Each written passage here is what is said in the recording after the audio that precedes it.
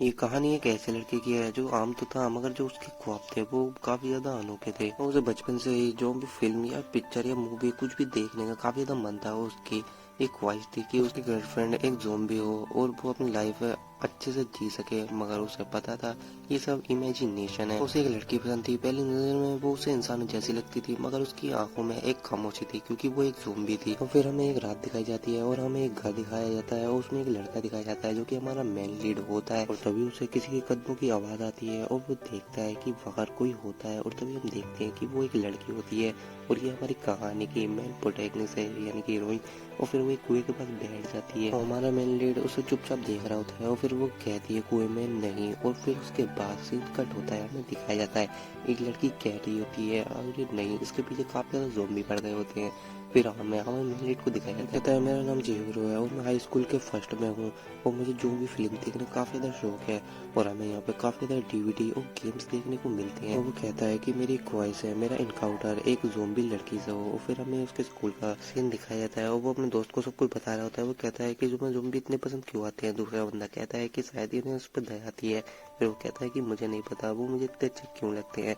फिर हमें एक टेम्पल का सीन दिखाया जाता है जहाँ चिहोरो के ग्रैंडफादर दिखाए जाते हैं, उसके फादर और उसकी 12 साल की बहन मेरे को दिखाया जाता है। उसके फादर का काम करते हैं और बाकी जो काम होता है वो उसकी बहन करती है। और फिर हमें बाबू को दिखाया जाता है जो कि एक स्टिक कैट होती है, क्योंकि ये बाहर पहले तो यार जंगलों में ही रहती थी मगर इनके घर आने के बाद इनके परिवार का हिस्सा बन गई। मगर किसी एक्सीडेंट से उसकी मौत हो जाती है जिससे चिहोरो अपने घर के पीछे उसे दफना देता है। और वो कह रहा होता है कि कोई चीज समय से पहले मर जाए तो वो कितना दर्दनाक होता है। और फिर वो उन्हें जिंदा करने की तरकीब सोच रहा होता है और फिर आपको उसे एक बुक मिल जाती है जिसमें मरे हुए बंदों को जिंदा करने की तरकीब होती है मगर वो ज़ॉम्बी बन जाएंगे फिर जिंदा होने के बाद। फिर वो अपनी साइकिल को लेकर वहीं चला जाता है और बाबू की लाश को भी लेकर चला जाता है। वो कहता है कि यहाँ मुझे कोई भी डिस्टर्ब नहीं करेगा। और तभी वो कुछ करने वाला होता है, वहाँ उसे कुछ आवाज आती है और फिर वो बाहर देखता है कि उसे एक लड़की दिखाई देती है जो कि सांगा गर्ल्स अकेडमी के हेड मास्टर की बेटी है, रिया सांगा। चिहिरो उसे गौर से देखता है और वो कहता है क्या ये आज फिर से चिल्लाएगी। और फिर वो उस कुएं में चिल्लाने लग जाती है। वो कहती है कि आप मेरे साथ ऐसा क्यों करते हो। और फिर वो अगला ही पल कहती है कि डैड आप मेरी बार बार तस्वीर खींच के ये मत देखो मैं कितनी बड़ी हो चुकी हूँ। और तभी ये सुनते ही चिहोरो के हाथ से वो बोतल गिर जाती है और यहाँ सांका भी चिहोरो को देख लेती है। अब ये दोनों एक दूसरे को देख रहे होते हैं और ये सीन यहाँ कट हो जाता है। अब ये दोनों एक दूसरे के तरफ बैठे होते हैं, तभी चिहोरो कुछ कहता है मगर जो रिया होती है वो उसके पास और कहती है मैं कुछ भी करने के लिए तैयार हूँ मगर ये सब किसी को भी मत बचाना। उसके बाद चिहोरो कहता है कि अच्छा जो मैंने कल देखा वो बता सकता हूँ, जिस पर जो अपनी रिया होती है वो कहने लग जाती है कि क्या तुमने कल भी देखा था, मैं मरना चाहती हूँ और मैं दोबारा रीबोर्न होना चाहती हूँ। चियोरो कहता है तुम जैसे अमीर लोगों को भी यहाँ दिक्कतें होती हैं। और वो कहती है कि तुम यहाँ क्या करना आए हो, जिस पर चियोरो कहता है कि मैं यहाँ किसी को जिंदा करने के लिए आया हूँ। और फिर वो कहती है क्या तुम किसी को जिंदा करने के लिए आए हो, यह पॉसिबल है। जिस पर वो कहता है कि हाँ वो जिंदा तो हो जाएगा मगर वो एक ज़ॉम्बी में होगा। रिया कहती है मैं तुम्हारी हेल्प करना चाहती हूँ, जिस पर चियोरो कहता है तुम हाई क्लास की लड़की। उसके बाद जो रिया होती है वो कहने लग जाती है कभी भी मुझे पालतू जानवर रखने की इजाजत नहीं मिली और क्या मैं तुम्हारी हेल्प कर सकती हूँ। जिसमें वो कहता है कि तुम मेरी हेल्प कर सकती हो, जिस पर जो रिया होती है वो मुस्कुराती है। वो कहती है कि कल हम यहाँ रिसर्च करेंगे। और जिसके बाद जो अपना चियोर होता है वो कहता है कि मैंने सोचा नहीं था मेरे साथ ऐसा होगा। रिया का सीन दिखाया जाता है जो ज़ॉम्बी बन चुकी होती है। अब सीन कट होता है, अभी दिखाया जाता है वो आपस में बातें कर रहे होते हैं, उन्हें कुछ इंग्रेडिएंट्स अब चाहिए होते हैं जिन्हें वो ढूंढने के लिए जाने लग जाते हैं। वो एक पहाड़ी पे जाते हैं उन्हें ढूंढने के लिए, तभी रिया का हाथ फिसल जाता है और यहाँ चिहोरो पकड़ लेता है। वो कहता है कहीं तो पागल तो नहीं। और अब वो उन्हें सारे हब्स मिल जाते हैं और चिहोरो को मेडिसिन बना लेता है, जिसके बाद रिया थोड़ा सा उसे अपने पास रख लेती है। अब जो चिहोरो होता है वो बाबू को दवाई पिला देता है मगर वो कुछ भी रिएक्ट नहीं कर रहा होता है। वो सोचता है कि इसका कोई भी असर नहीं हुआ। उसके बाद जो चिहोरो होता है वो रिया को उसके घर पर ड्रॉप करता है, जिसके बाद उसके जो फादर होते हैं उसे देख लेते हैं। और भोजन के बाद चिहोरो अपनी कजिन रेंको से मिलता है और वो कहती है कि तुम्हारे बॉक्स में क्या है। जिसके बाद वो सोच रहा होता है इसमें डेड बॉडी है बाबू की। और फिर वो जब उसे खोलते हैं तो जो बाबू होती है वो वहाँ से उड़ के भाग जाता है। वो सोच रहा होता है कि आखिर ये यहाँ क्या हो रहा है। फिर हमें यहाँ रिया के फादर को दिखाया जाता है। उसके फादर कहते हैं तुम ना स्कूल जा सकती हो ना ही घर से बाहर। ये सुनकर ये काफी ज्यादा उदास हो जाती है और उसे मेडिसिन को पी लेती है, जिसके बाद वो बेहोश हो जाती है और फिर वो उठती है। वो कहती है कि अब मैं जिंदा हूँ। और फिर वो बाहर अपने फादर की बातें सुन रही होती है। उसके फादर चिहोरो को सबक सिखाने के लिए अपने बटले को भेज रहे होते हैं और वे अपने घर से भाग जाती है और हमें नेक्स्ट सीन में दिखाया जाता है चिहिरो अपने बाबू को ढूंढ रहा होता है। तभी बाबू दिख जाता है, मगर जो उसकी फ्रेंड यानी कि कजिन रैंको होती है वो कहती है कि ये एक ज़ॉम्बी बन चुकी है, ये कैट नहीं रही। चिहिरो हैरानी से कहता है ये कैसे हो सकता है, और तभी बाबू वहाँ से भाग जाती है और जो अपना चिहिरो होता है वो उसके पीछे चला जाता है, जिसकी वजह से उसका स्कूल भी मिस हो जाता है। यहाँ रिया उसे सब जगह देख रही होती है और ढूंढ रही होती है, और तभी ये वहाँ उसके बाप का बेटला पहुंच जाता है। वो उसके बाप को कॉल कर देता है। नेक्स्ट सीन में जो रिया होती है वो चिहिरो के पास पहुंच जाती है। जो बाबू होता है वो हब्स खा रहा होता है, और जिस पर जो अपनी रिया होती है उसको आवाज़ दे दी है। तभी उसके फादर उसके पीछे से आ जाते हैं। वो कहने लग जाते हैं तुम एक अच्छी बच्ची की तरह मेरे साथ चलेगी तो मैं तुझे कुछ भी नहीं करूँगा। जिस पर रिया सोच रही होती है, वो कहती है अगर मैं इसके साथ गई तो मेरी पूरी ज़िंदगी वैसी नर्क हो जाएगी जैसे पहली थी। इसके बाद वो साफ मना कर देती है कि मैं तुम्हारे साथ नहीं जाने वाली। उसके बाद उसका बाप डेनियल काफ़ी ज़्यादा गुस्से में आ जाता है, वो उसे जबरदस्ती अपने साथ ले जाने लगता है। जिसके बाद बाबू तेजी से जाता है और उसकी हेल्प करने की कोशिश करता है, और जो यहाँ पर रिया होती है वो काफ़ी ज़्यादा खुश हो जाती है। मगर जो डैनियल होता है वो उस कैट को मारने के लिए जा रहा होता है, मगर जो रिया होती है वो उसके बीच में आ जाती है। वो जो भाई स्टिक होती है वो रिया को पड़ जाती है और रिया नीचे गिर जाती है। और ये देखकर डैनियल काफ़ी ज़्यादा हैरान हो जाता है, क्योंकि वो अपनी बेटी को मरते हुए नहीं देखना चाहता था। यहाँ चियोरू भी उसे बचाने की कोशिश करता है, मगर देर हो चुकी थी और यहाँ रिया काफ़ी ज़्यादा जोर से गिरती है, मारी जाती है। ये देखकर चियोरू काफ़ी ज़्यादा हैरान होता है, और उसका बाप भी यहाँ बाबू उसके ब्लड को यहाँ चूसने लग जाता है। मगर अगले पल रिया खड़ी हो जाती है, जिसके बाद यहाँ पर चियोरू सोच रहा होता है कि ये खड़ी कैसे हो गई। मगर यहाँ दिखाया जाता है जो रिया होती है वो ज़ॉम्बी बन चुकी होती है। वो कहती है मैं तुम्हारे साथ रहना चाहती हूँ। जिसके बाद डैनियल का सीन दिखाया जाता है जो अपनी बेटी को काफ़ी ज़्यादा मिस कर रहा होता है। वो सोच रहा होता है कि उसकी बेटी अब इंसान नहीं रही, वो ज़ॉम्बी बन चुकी है। उसे काफ़ी ज़्यादा गिल्ट होता है। वो अपनी जो बेटी है उससे काफ़ी ज़्यादा प्यार करता था, और वो अपनी बेटी को अपने हाथों से जाने नहीं दे सकता था, क्योंकि वो अपनी बेटी से काफ़ी ज़्यादा ओबेस्ट था।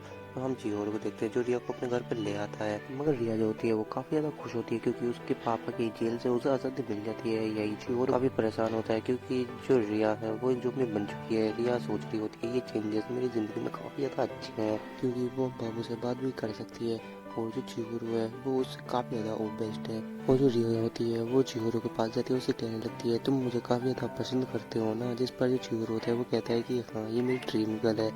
फिर वो एक दूसरे के काफ़ी ज़्यादा पास आ जाते हैं, वो किस करने वाले होते हैं। तभी वहाँ रैंको आ जाती है। चियोरू करीब ही आता है, वो सोचता है कि ये अंदर नहीं आ सकती। और फिर हम देखते हैं जो यहाँ रिया होती है वो कह रही होती है मैं इसको किस नहीं करने वाली थी, बल्कि बाइट करने वाली थी। और फिर हमें यहाँ पर रैंको का सीन दिखाया जाता है, जो कि काफ़ी ज़्यादा दूर आ चुके होते हैं चियोरू और रैंको उसके बारे में बातें करने के लिए। अब उसके फ्रेंड्स उससे कहते हैं कि हमें नहीं पता था कि तुम रिया को डेटिंग कर रहे हो। चियोरू कहता है नहीं यार तुम्हें कोई गलतफहमी हो गई है। यहाँ रैंको को सुनकर थोड़ी जलन फील होती है। अब दूसरी तरफ हम रिया को देखते हैं जो कि चिहिरो का वेट कर रही होती है उसके कमरे में। वो सोचती है कि यहाँ कोई भी नहीं है, तो वो नहाने के लिए चली जाती है। मगर वो जैसे ही जाती है वहाँ उसके ग्रैंडफादर आ जाते हैं। अब ये दोनों एक दूसरे को देख लेते हैं, मगर यहाँ से रिया ग्रैंडफादर को धक्का देकर चिहिरो के कमरे में चली जाती है। अब जब चिहिरो अपने घर पर आता है तो वो रिया को देखता है बिना कपड़ों के। वो देखता है कि उसके हाथ पैर जो है वो काफ़ी ज़्यादा टाइट हो गए हैं, उसका ढंग से ध्यान नहीं रखा गया तो उसकी बॉडी पूरी तरीके से हार्ड हो जाएगी। इसलिए वो उसे बिस्तर पर लिटाता है और टेम्परेचर को लो कर देता है। फिर अगले दिन वो अपनी सिस्टर के रैंको के पास जाकर एक पुरानी ज़ॉम्बी वाली बुक लाता है, जिसके बारे में ज़ॉम्बी के बारे में इंफॉर्मेशन होती है। और फिर यहाँ किसी को भी पता नहीं होता कि इसने अपने कमरे में एक ज़ॉम्बी को पाल रखा है। कुछ दिन और गुजरते हैं और फिर जो अपने चिहिरो होता है उसे पता लगता है कि ज़ॉम्बी की जो बुक लिखी है वो उसके ग्रैंडपा ने ही लिखी है। उनकी उम्र काफ़ी ज़्यादा हो चुकी है, इसलिए उन्हें कुछ भी याद नहीं है। हम यहाँ रैंक को देखते हैं जो चिहिरो के साथ बातें कर रही होती है। बातें खत्म होने के बाद वो चुपके से चिहिरो के कमरे में चली जाती है एक ज़ॉम्बी की बुक लेने के लिए। जब उसे पता लगता है कि चिहिरो के कमरे में एक ज़ॉम्बी है, वो फिर हम देखते हैं वो जो रिया होती है वो उसके ऊपर कूद पड़ती है और उसे वही काटने लग जाती है।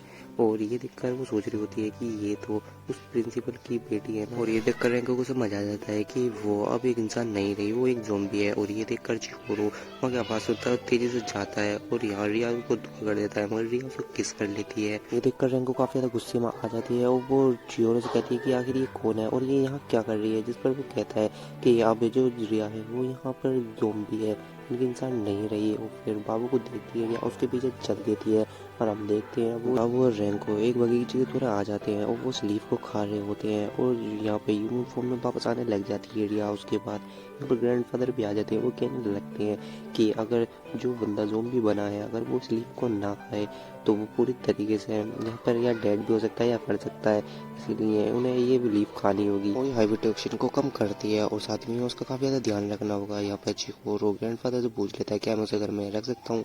उसके जो ग्रैंडफादर होते हैं वो मान जाते हैं, जिसके बाद वो उसका अच्छे से ध्यान रखने लग जाता है। हर एक एंगल से उसकी वीडियो फोटो खींचने सेट कर देता है। वो उसका काफ़ी ज़्यादा ध्यान रखता है। चिहिरो के साथ यहाँ एक्सीडेंट होता है और रिया उसके ब्लड को यहाँ छाटने लग जाती है। फिर वो उसे किस कर लेती है और रैंको को यहाँ काफ़ी ज़्यादा तकलीफ होती है ऐसे ऐसा देख कर, क्योंकि वो उसे शुरू से ही प्यार करती थी। ये शुरू होता है रैंको एक जगह खो गई थी जहाँ उसे चिहिरो मिलता है और वो दोनों एक साथ जाने लग जाते हैं, जिसके बाद उसे चिहिरो काफ़ी ज़्यादा पसंद आने लग जाता है। फिर उसे पता लगता है कि चिहिरो उसका जन है, इसलिए उसने अपनी फीलिंग दबाना शुरू कर दी।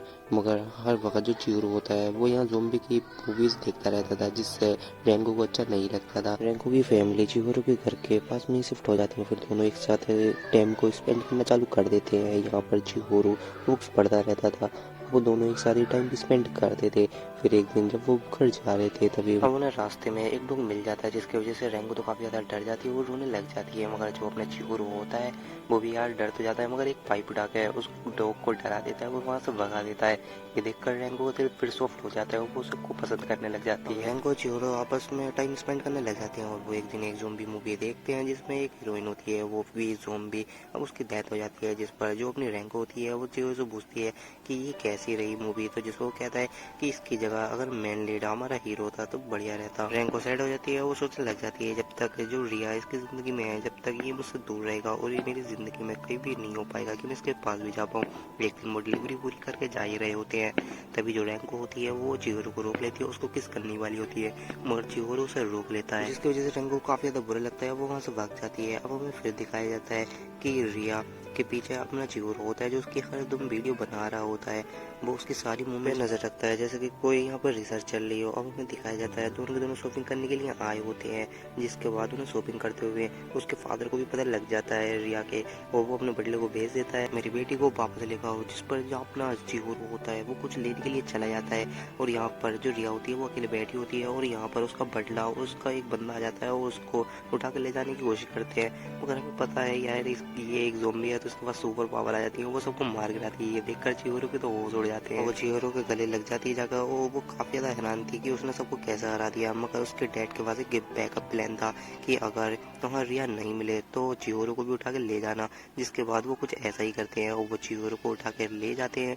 और यहाँ फिर हमें चिहिरो की बहन को दिखाया जाता है। मेरू काफी ज्यादा अच्छी लड़की थी, उसकी माँ गुजर चुकी थी, इसलिए उसने अपनी माँ की जगह यानी कि जिम्मेदारी सब अपने ऊपर ले ली और सारे काम करती थी। मगर उसे पता लगा जब चिहिरो एक ज़ॉम्बी को यानी कि रिया को अपने घर में लाया था तो उसे पता लगा कि उसकी जो फीलिंग्स है वो उसकी माँ की तरह है। फिर वो अपने दोस्तों के साथ फ्रेंड्स के साथ यानी कि बातें कर रही होती है। उसकी फ्रेंड्स कहती है कि मुझे लगता है जो हमारी एक मैम है वो शायद ज़ॉम्बी है, क्योंकि वो अपने बैग में गोश्त का टुकड़ा लेके आती हैं, क्योंकि अब वो सब उसके ऊपर नजर रख रहे थे तो उन्हें पता लगता है कि ऐसा कुछ भी नहीं है, क्योंकि उनके पास एक बेबी क्रोकोडाइल है जिसकी वजह से उन्हें गोश्त के टुकड़े लाने पड़ते थे और उन्हें अपने साथ ही उसको ले जाना पड़ता था, इसलिए ऐसा उन्हें लग रहा था कि ये ज़ॉम्बी है, मगर ऐसा कुछ भी नहीं था। और फिर उसकी दोस्त बताती है जब वो घर जाती है स्कूल के बाद तो उसे हड्डियों की काफी ज्यादा बुरी स्मेल आती है, ऐसा लगता है कोई मुर्दों को पका रहा है। और फिर वो क्या होता है कि जांच करने के लिए चले जाते हैं। फिर होता क्या है कि एक बंदा उन्हें नजर आता है जो कि नई से नई बदबू या खुशबू का यूज करता था अपनी डिशेज बनाने के लिए, और जब वो उन्हें खाते हैं तो काफी ज्यादा लजीज उनको लगता है। मगर यहीं जो मेरू होती है वो कहती है कि मेरे घर में एक ज़ॉम्बी है, और ये सुनकर उन दोनों को बिल्कुल भी बिलीव नहीं होता। मगर फिर अगले सिनेमा में दिखाया जाता है वो घर जा रही होती है और फिर उसे पता लगता है उसके घर में काफ़ी ज़्यादा हाइब्रिड ऑक्सीजन के पेड़ लग चुके हैं। फिर उसे अपनी मम्मी की याद आ जाती है, क्योंकि उन्हें भी काफ़ी ज़्यादा पसंद थे ये हाइब्रिड ऑक्सीजन के पेड़। और जब उसे बुखार आ गया था तो उसकी मम्मी ने उसके सर पर हाथ रखा, उसे पता लगा कि उनका हाथ काफ़ी ज़्यादा ठंडा रहता था। अब मेरू अपनी माँ की खबर पाती है जहाँ रिया पहले से मौजूद होती है और वो काफ़ी ज़्यादा हैरान हो जाती है रिया को देखकर, वो शर्माने लग जाती है क्योंकि उसे अपनी माँ नजर आती है। और फिर रिया उसके माथे पर हाथ रखती है, उसका हाथ काफ़ी ज़्यादा ठंडा होता है, वो कहती है कि ये तो मेरी माँ की तरह है। फिर वो आपस में काफी ज्यादा खुल जाती है और फिर हमें यहाँ चिहिरो का सीन दिखाया जाता है जहाँ उसे बांध कर रखा होता है। और यहाँ पर डैनियल की दूसरी पत्नी सीना होती है, वो कहती है कि आज तक मुझे यानी कि डैनियल ने कभी हाथ भी नहीं लगाया, वो भी रिया की वजह से। अब हमें दिखाया जाता है कि जो डैनियल होता है वो एक स्वॉर्डमैन होता है, वो काफ़ी ज़्यादा रिच होता है और वो एक मुकाबले में हार जाता है, वो काफ़ी ज़्यादा डिप्रेस हो जाता है। उसके बाद एक लड़की आती है रूना, वो कहती है जिंदगी में मौके आते रहते हैं, एक छोटी हार से हार मान लेना ये सही नहीं है। जिसके बाद उसे उसकी बातें काफ़ी ज़्यादा अच्छी लग जाती है। वो अगले दिन शादी का प्रपोजल लेकर पहुंच जाता है, जिस पहले तो मना करती है, मगर डैनियल अपने घर वालों से लड़ झगड़ कर उससे शादी कर लेता है। कुछ दिनों बाद एक बच्चा हो जाता है, मगर यहाँ रूना की डेथ हो जाती है, जिसकी वजह से जो डैनियल होता है वो बिल्कुल सदमे में चला जाता है। जो उसकी मेड होती है सीना, वो उससे पहले से प्यार करती थी, वो उसकी काफी ज्यादा देखभाल करती है और धीरे धीरे सब सही होता है। और उसे फिर रीना में रूना की इच्छा भी दिखती है, इसलिए वो फिर सीना से शादी कर लेता है और वो उसे प्यार करने लगेगा। मगर ऐसा कुछ भी नहीं होता, क्योंकि वो बस अपनी बेटी को चाहता था। अब सीना चिहुरो किस करने वाली होती है और यहाँ पर चिहुरो हट जाता है और जो सीना होती है वो गिर जाती है। वो कहती है आखिर मेरे अंदर कमी क्या है। फिर दूसरी मेड आती है और यहाँ पर चिहुरो को यानी कि अब इसके पास ले जाती है। अब वो अपनी सारी बेटी की तस्वीर दिखाता है। वो कहता है मैं अपनी बेटी से इतना प्यार करता हूँ कि कोई भी नहीं करता होगा। फिर उसके बाद उसे कहीं ले जा रहे होते हैं, जिस पर वो कहता है कि आगे तुम मुझे लेकर कहाँ जा रहे हो, क्या तुम मुझे मारने वाले हो या यहाँ से धक्का देकर यहाँ से जान से मार दोगे। जिस पर वो मेड हंस रही होती है, वो कुछ भी नहीं बोलती। जिसके बाद वो काफी ज्यादा हैरान होता है और फिर वो एक जगह चले जाते हैं और वहाँ रिया के मदर और फादर के फोटो लगे होते हैं। वो सोचता है कि आखिर मुझे इन फोटो के सामने क्यों लाए हो, क्या तुम मुझे यहाँ मारना चाहते हो। और वो हंस रही होती है और कुछ भी नहीं कहती। वो कहती है कि तुम अब हमारे साथ खेलो। फिर जिसके बाद डैनियल एक स्वॉर्ड को निकालता है। वो कहता है कि अब ये तुम्हारे ऊपर डिपेंड करता है। और फिर हमें रिया को दिखाया जाता है जो कि वही मेंशन में आ चुकी होती है। वो कहती है कि फादर आप कहाँ है, जिस पर दो मेड उसे दिखाई देती है। वो कहती है कि आपके फादर अभी बिजी है, तो आप कुछ देर हमारे साथ क्यों नहीं एंजॉय करती। अब वो जो दोनों मेड होती हैं वो रिया को पकड़ लेती हैं और उसे बांध देती हैं, उसकी सारी एक्टिविटीज पर वीडियो बनाने लग जाती हैं। वो कहती हैं कि मैं रिया हूँ, तुम इस तरीके से मुझे कैद नहीं कर सकती हैं। और फिर वो अपने हैंडकफ को तोड़ देती है, जिसके बाद वो कहती है कि मैं रिया हूँ, ना कि किसी की कैदी यानी कि गुलाम। और फिर यहाँ पर हमें दिखाया जाता है जिस पर उसे चैलेंज करते हैं लड़ने के लिए और जो जीतेगा वो रिया को यहाँ पा सकता है। जिस पर वो कहता है कि आखिर ये क्या मजाक हो रहा है, मुझे तो लड़ना बिल्कुल भी नहीं आता और क्या आप मुझसे 1v1 फाइट करना चाहेंगे। और यहाँ पर डैनियल मुस्कुरा देता है और वो कहता है क्यों नहीं। और फिर यहाँ पर चिहुरो कहता है ना तो मुझसे लड़ना आता है और ना ही मैं किसी को यहाँ पर लड़ने दूंगा। और वो कहते हैं कि तुम मुझसे जंगलियों की तरह लड़ना चाहोगे। जिस पर वो कहता है कि तुम मुझे जंगली कह रहे हो, असल में तुम खुद जंगली हो।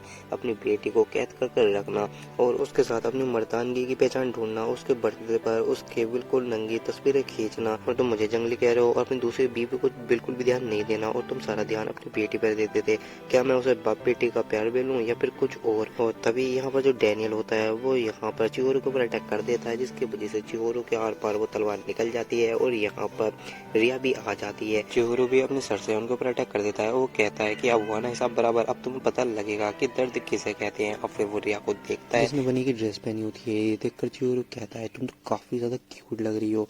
और ये सुनकर जो रिया होती है वो ब्लश करने लग जाती है, मगर वहीं उसका फादर बोलता है मैं तो अभी तुम्हें स्वाड मारी थी, मगर तुम जिंदा कैसे हो। जिस पर वो कहता है शायद रिया ने मेरे घाव को चाटा था, उस टाइम मुझे कोई भी दर्द फील नहीं हुआ था, तो मुझे लगता है कि मैं शायद आधा ज़ोंबी और आधा इंसान बन चुका हूँ। डैनियल कहता है तो मैं तुम्हारा सर धड़ से अलग कर देता हूँ। जिसके बाद उस पर अटैक कर देते हैं, मगर उसे डोज कर देती है यहाँ पर अपनी रिया। वो कहती है कि डैड मैं ये नहीं होने दूंगी। डैनियल कहता है कि मैं तुम्हें बचाना चाहता हूँ क्योंकि तुम अब ज़ोंबी बन चुकी हो और चिहुरो के पास इतना टैलेंट नहीं है कि वो तुम्हें बचा पाए। ये सुनकर चिहुरो उदास हो जाता है और तभी रिया कह रही है कोई बात नहीं, मुझे फिर भी इसके साथ रहना पसंद है। ये सुनकर चिहुरो डैनियल के पास आता है और कहता है डैड ठीक है, रिया कोई खास नहीं है, वो एक नॉर्मल लड़की है और उसे नॉर्मल जीने का पूरा हक है और वो चीज आपने उसे कभी भी नहीं दी। और फिर डैनियल जो होता है वो रोने लग जाता है और वो कहता है इतनी सी बात हो मैंने अपनी बेटी को अपने हाथ से मार दिया। फिर वो उसके बाद खड़ा होता है, चिहुरो के पास जाता है और कहता है मैं अपना बेटा मानता हूँ, मगर जब तक उसके लिए एक अच्छा डॉक्टर और इलाज नहीं हो जाता उसकी वर्जिनिटी को कुछ भी नहीं होना चाहिए, वरना मैं तुम्हें माफ नहीं करूंगा। और ये कहकर उसके डैड वहां से चले आते हैं। उसके बाद हम देखते हैं चिहुरो होता है वो बेहोश होकर गिर जाता है, जहाँ रिया कहती है कि तुम चिहुरो क्या हुआ, जल्दी उड़ जाओ। फिर उसके बाद हम देखते हैं डैनियल को जो कि फ्लाइट में बैठा होता है और अमेरिका के जाने के लिए देख रहा होता है क्योंकि उसे अपने इलाज करा सके और एक अच्छे डॉक्टर से मिल सके। फिर हम चिहुरो को देखते हैं जो कि पट्टियों में लिपटा हुआ होता है। फिर वो देखता है कि जिसने अलग तरीके का कॉस्ट्यूम पहना होता है वो कहता है कि ये तुमने क्यों पहना है। जिस पर कहते हैं ये दोनों मेड ने मुझे पहनाया है। उन्होंने कहा जब तुम उठोगे तो मैं तुम्हारे सामने एक खास बनकर रहूं। और तभी हम देखते हैं वहाँ पर रैंको आ जाती है, काफी घबराई हुई लग रही होती है और वो चिहुरो के ऊपर गिर जाती है। वो कहती है कि चिहुरो तुम्हें क्या हुआ है, क्या तुम जख्मी हो। तो चिहुरो कहता है डोंट वरी, ये कोई बड़ी बात नहीं है। तो वो कहती है कि तुम रिया हो, रिया एक ज़ोंबी। जिस वो कहती है मैं चिवरो की बड़ी बहन हूँ और उसके मंगेतर भी, जिस पर चिवरो कहता है कि नहीं नहीं ये मजाक कर रही है, मैं तो बस बचपन में ही ऐसे इससे बोल दिया था कि मैं इससे शादी करूंगा। फिर हमें फ्लैशबैक दिखाया जाता कहता है कि हाँ मैं तुम्हारा मंगेतर जरूर बनूंगा। फिर यह सोच रही होती है क्या रैंको मेरी नई रियल लाइफ पर हो सकती है। फिर उसके बाद हम एक जगह पे देखते हैं जिस पर ये अपना चिवरो कहता है कि ये जगह मुझे सबसे ज़्यादा अच्छी लगती है, जिस पर रिया कहती है कि हाँ ये जगह जैसे यहाँ सब कुछ हम भूल जाते हैं। और फिर वो जा रहे होते हैं तभी उन्हें एक पोस्टर पर लिखा हुआ दिखाई देता है फेरा फेस्टिवल। रिया कहती है कि मैं आज तक फेरा फेस्टिवल में कभी नहीं गई। तो जिस पर चिवरो कहता है कि तुम तैयार हो जाना हम कल चलेंगे, जिस पर रिया काफ़ी ज़्यादा एक्साइटेड हो जाती है। मगर अगले दिन काफ़ी ज़्यादा बारिश पड़ने लग जाती है। रिया कहती है कि ये काफ़ी ज़्यादा गलत बात है। अगले डे हम देखते हैं कि चिवरो उसके दोस्त स्कूल जा रहे होते हैं। उसका दोस्त कहता है कि मुझे एक प्योर हार्टेड और एक सुंदर लड़की नहीं मिलनी चाहिए, जिसके बाद दूसरा दोस्त कहता है नहीं भाई तेरे बस की बात नहीं है, तो एक ठरकी टाइप का लड़का है। रैंको आ जाती है और रैंको कहती है कि तुम लोग क्या बातें कर रहे हो, जिस पर वो कुछ भी नहीं बताते। फिर वो चिवरो को मारने लग जाती है। फिर हम देखते हैं कि वो दोनों आपस में बात कर रहे होते हैं। चिवरो कहते हैं रिया और उसने फेयर फेस्टिवल में जाने का प्लान किया था, मगर बारिश पड़ने के कारण कैसे नहीं जा पाए। तभी रैंको कहती है कि हम फेयर फेस्टिवल तुम्हारे घर में ही मना सकते हैं, और चिवरो हैरान हो जाता है। फिर हम देखते हैं रैंको रिया को झाड़ू मारने से मना कर रही होती है। तभी वो झाड़ू टूट जाती है, जिसके बाद रिया कहती है कि मैं इसे जल्दी ठीक कर दूंगी। और फिर यहाँ पर अपना चिवरो आ जाता है जो कहता है कि मैं तुमसे मना किया था कि धूप में मत निकल। रिया कहती है मैं ठीक हूँ। फिर जिसको चिवरो कहता है कि यहाँ रैंको आने वाली है फेयर फेस्टिवल मनाने के लिए। यहाँ पर रिया काफी ज्यादा उदास हो जाती है। रैंको आएगी, वो भी अच्छे कपड़े पहनेंगे। और फिर वहाँ रैंको आ जाती है, वो सबको हेलो बोलती है। फिर चिवरो कहता है कि रिया अपने कमरे में है। और फिर हम देखते हैं कि उसने रिया को युकाता पहनाया होता है और उसके एक जगह होता है। वो कहती है क्या मैं यहाँ इस युकाता को बांध सकते हो, जिसमें वो कहती है कि हाँ तुम मुझे बांध देना, तो ज़ॉम्बी हूँ, मुझे अंदर धोने वाला है। तभी जो रैंको होती है वो कहती है तुम काफी ज्यादा अच्छी लग रही हो और मुझे पता है तुम चिवरो को पसंद करती हो और मैं भी करती हूँ, यानी कि हम दोनों अब राइवल हुए। जिस पर यहाँ पर रिया भी मान जाती है। और फिर हमें दिखाया जाता है कि फेरा फेस्टिवल मना रहे होते हैं, काफी ज्यादा अच्छी तरीके से एंजॉय करते हैं। रिया कहती है कि मुझे जिंदगी में सबसे ज्यादा मजा आज ही आया। अब रिया अपने घर आई होती है अपने सामान लेने के लिए। फिर वो सारे कपड़े वगैरह ले लेती है। उसकी मोम आ जाती है, वो कहती है कि तुम एक नॉर्मल लड़की की तरह रहोगी उस चिवरो के संग, मैंने सही कहा ना। जिस पर रिया कहती है कि हाँ मैं उसी के साथ रहने वाली हूँ। फिर यहाँ पर वो बाहर चली जाती है, जिस पर चिवरो उसका वेट कर रहा होता है। वो कहता है क्या हुआ, किसी ने कुछ कहा है क्या, जिस पर कहती है कि नहीं किसी ने कुछ नहीं कहा। फिर हम उसी बीरान होटल का सीन देखते हैं जहाँ दोनों पहली बार मिले होते हैं। फिर रिया कहती है तुम्हें याद है ना कि हम पहली बार इसी होटल में मिले थे, बस इतना डिफरेंस है कि मैं पहले लड़की हुआ करती थी और अब एक ज़ॉम्बी हूँ। और चिवरो कहता है कि तुम जिंदा मत करो, तुम एक दिन एक नॉर्मल लड़की की तरह अपनी लाइफ जियोगी। तभी हम देखते हैं रिया को कुछ होने लग जाता है और वो अपनी जगह से उठती है और वो चिवरो के ऊपर गिर जाती है और उसे किस करने लग जाती है। चिवरो के मुंह से ब्लड निकलने लग जाता है और इसी के साथ इसका सीजन 1 यही एंड हो जाता है। तो मैं मिलता हूँ आपको किसी और दिन किसी और वीडियो में किसी और एक्सप्लेनेशन के साथ। तब तक के लिए टेक केयर एंड बाय।